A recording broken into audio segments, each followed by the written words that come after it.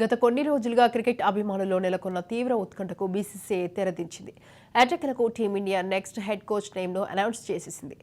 భారత మాజీ star cricketer Gautam గంభీర్ను టీమిండియా హెడ్ కోచ్గా నియమించింది. ఈ మేరకు బీసీసీఐ అధికారికంగా గంభీర్ పేరును ప్రకటించింది. కాగా టీమిండియా హెడ్ కోచ్గా రాహుల్ ద్రావిడ్ పదవీ కాలం జూన్ 30తో ముగిసింది. దీంతో బీసీసీఐ నెక్స్ట్ భారత్ కోచ్ కోసం వేట మొదలుపెట్టి ఆశావాహుల నుండి దరఖాస్తులు స్వీకరించింది. ఈ పదవికి దరఖాస్తు చేసుకున్న గౌతీ ఇంటర్వ్యూకు సైతం హాజరయ్యాడు.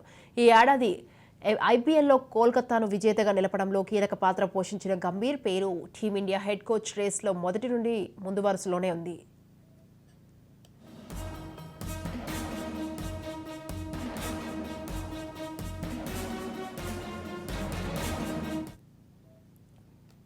టీమిండియా హెడ్ కోచ్గా గౌతమ్ గంభీర్ పేరు ఫిక్స్ అయిందని అధికారిక ప్రకటన తర్వాత అని గత కొద్ది రోజులుగా క్రీడా వర్గాల్లో జోరుగా ప్రచారం జరుగుతోంది.